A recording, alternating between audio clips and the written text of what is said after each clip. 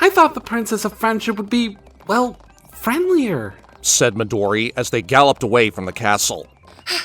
The narrators have a somewhat checkered history with Princess Twilight and her friends.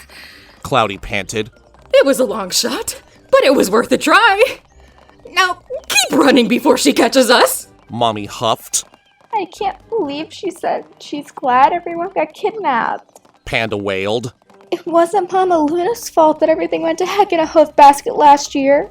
Or the year before. Or the year before. Ow! She cried out as she cannoned into a pony who had rudely been going about their daily business and not looking out for 4 mares careening wildly down Ponyville's streets. Whoopsie-doodle!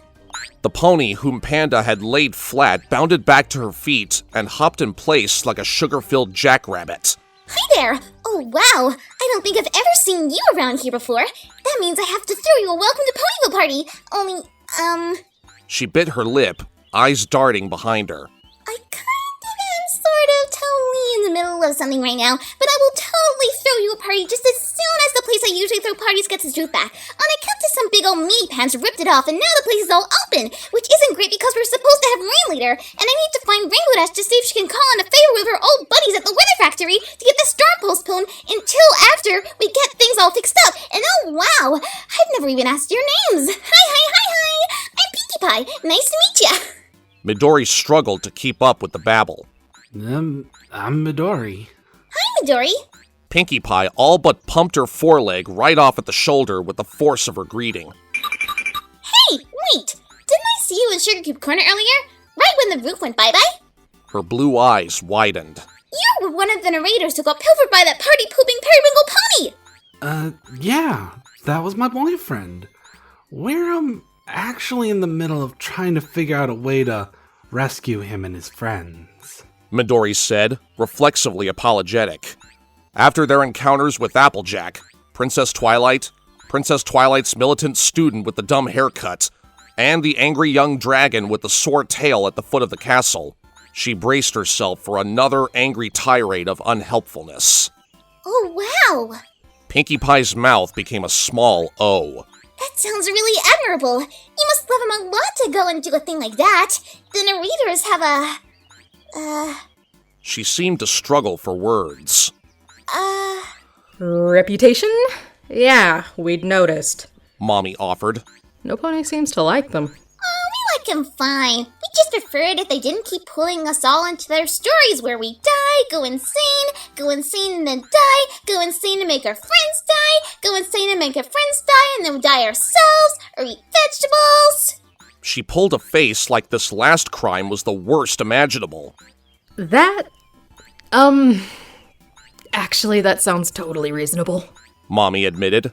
Pinkie Pie giggled. Then it's settled. I'll come along and help you rescue them. Wait, what? Just let me go tell Dashy about the storm thing first. Wait here, I'll be right back. With that, she wiggled her butt like a puppy trying to play, then jumped so high they lost sight of her. Dashy, where are you? Ugh! Celestia's butt, Pinkie Pie! Don't scare me like that! Shouted a voice from a cloud. Mami, Midori, Cloudy, and Panda stared upwards. So, that just happened. Mami said at last. In what seemed an absurdly short amount of time, Pinkie Pie landed amongst them again. Dashy's coming too! She beamed wide enough to split her face in two. She is? Echoed Cloudy.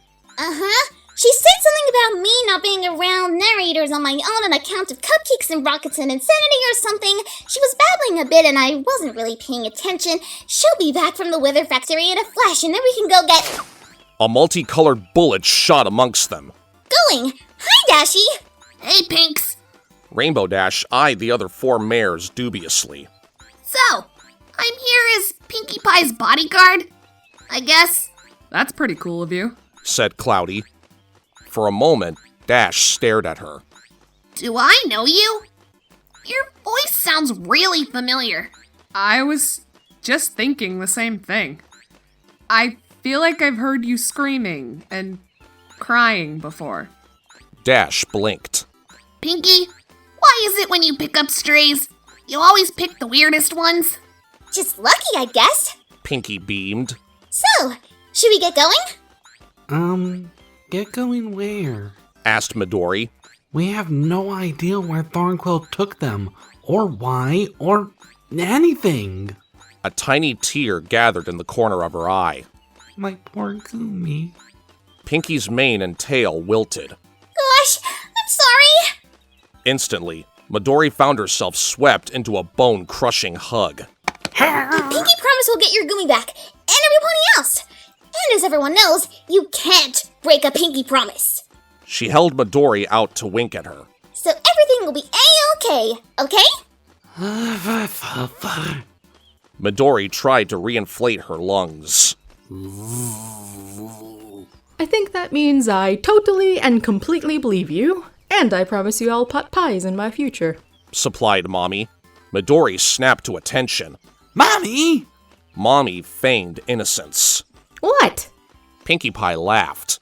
No need to go that far. I'm just happy to help if it makes you smile. She really is. Dash mumbled.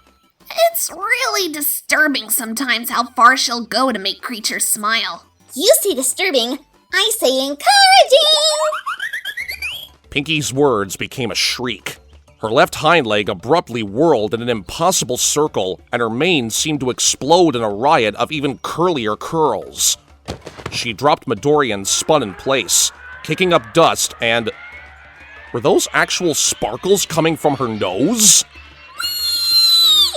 She flipped end over end, bounced over Rainbow Dash, and came to land in a gigantic ceramic plant pot. Wow, that was a heck of a doozy. Pinks, you okay? What's with your hair? Dash stared. Pinkie grinned up from under the sharply angled arrow her forelock had become. No matter which way she turned her head, it kept pointing in the same direction. I think I know where to find them. Said Cloudy. Said Panda. Said Midori. Bitch. Said Mami. Dash sighed. Don't question it. Seriously, just don't.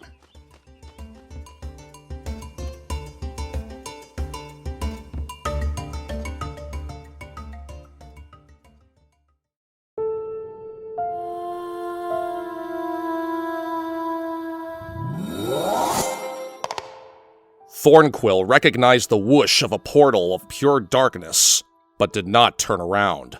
You're really taking this whole evil alicorn thing to the nth degree, aren't you? Cygnus said mildly. What is that, a cape? Did Edna Mode teach you nothing? I'm not evil, just vengeful.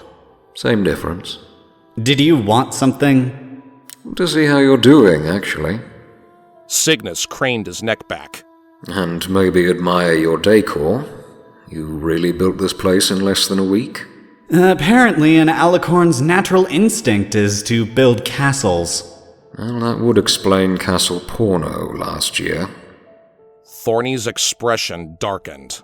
No, that was pure Wooten.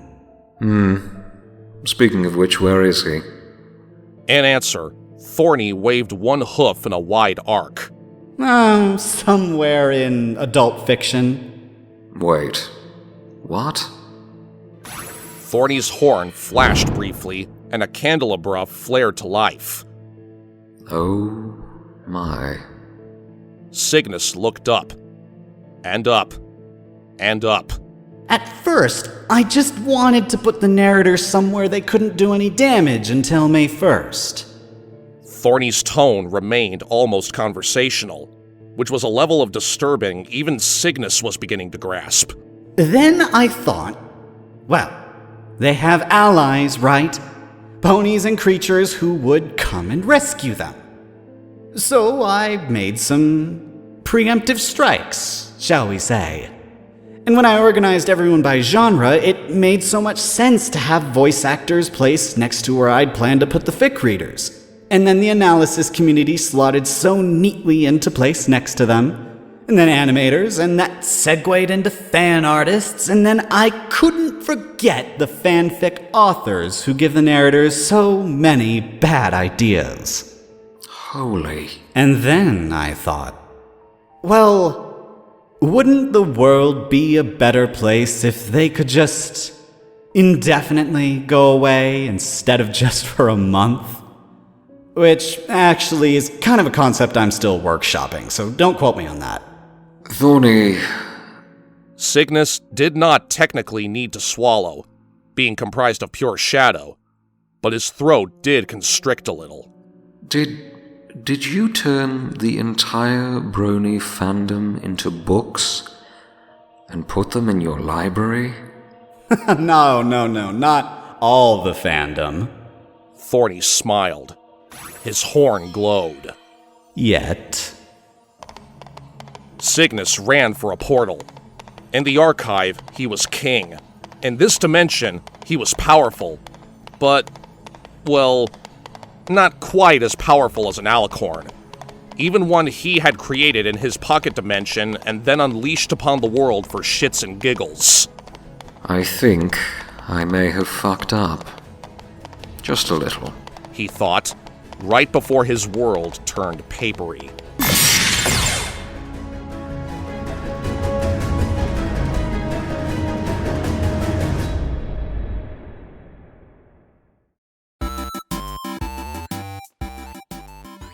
Does she ever stop singing? Sure. Sometimes she's talking. Or eating. Or both. Flapping along beside the hot air balloon, Midori watched Pinkie bounce around the wicker interior. Is it, safe for her to be doing that? Hey, Pinks! How far now? Rainbow Dash asked. It was like she had flipped a switch. Pinkie Pie stopped bouncing to hook her forelegs over the edge of the basket. Her mane seemed to strain to get away from her like a dog at the end of its leash. Her tongue stuck out of her mouth in thought. Not far. That is not totally unhelpful. Mami said from behind her. Also, please stop rattling the basket, or I will hurl again. Again? Panda asked. Let's just say Applejack's chimney is fuller than it was before, and may smell weird when they next light a fire. Serves her right for not agreeing to help us. Ew! Cloudy pulled a face. Hey, you'd rather I Technicolor yawned all over you? Didn't think so. Pinkie Pie's hooves started to jitter. Uh-oh! Sorry! Her voice became a vibrato as her whole body started to shake so violently that every pony else in the basket had to cling to the sides to avoid being thrown out. I can't help it! Whoa! Her head turned a full 360 degrees, then spun back the other way and confetti burst from her ears. She bucked, kicking both hind legs in turn, then fell into a heap. Wowie zowie! That's a new one! She did not, however, sound pleased at this. What did that mean, Pinks? Neither did Rainbow Dash, which frankly made everyone else in their vicinity break into a cold sweat. Was it a doozy? Nuh-uh.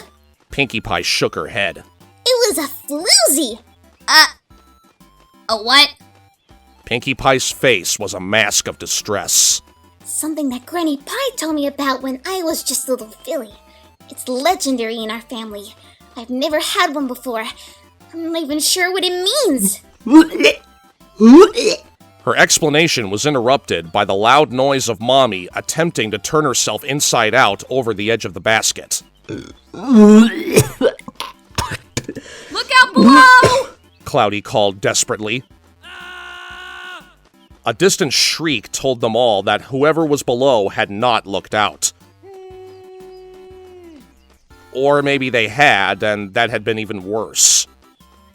Ew. No, wait. Worse was the shotgun the pony below pulled out and fired on the balloon. What the fuck? Mami dived for cover. Hey, you unicorns! How about you use your magic for something useful? Why are you even in the basket? You have wings. Cloudy shouted back. I don't know. It might be because the author forgot I'm a Pegasus until she'd already written in a frankly horrific vomit joke, and then decided to double down on it instead of go back and rewrite stuff. Another shotgun blast bounced off Cloudy's shield spell. Geez, what a lazy author. Panda yelled. Yeah! You'd think she'd planned this sort of thing in advance to stop that from happening. That'd involve forethought, though, and she's probably really shitty at that. Can we stop talking about this now and get on with the plot? Get out of the balloon! Make me! It's full of bullets out there! Good point. Rainbow Dash grabbed Midori and jumped into the basket. Move over, please. Panda looked up. What's the capacity for ponies riding in this hot air balloon? I'm not sure. Pinkie replied. Why? Panda peered over the edge. Because we're going down. That's what she said. No, really! Another shotgun blast bounced off the shield, making them all wince. We're getting closer to the ground! Uh-oh! Said Rainbow Dash. Uh-oh. Said Cloudy. Uh-oh. Said Midori. Bitch! Said Mami. Pinkie Pie threw up her forehooves. Splashdown! What? Moments later, there was no need for what? There was, however, a need for, oh crap, that's the river, I can't swim, and... Hey,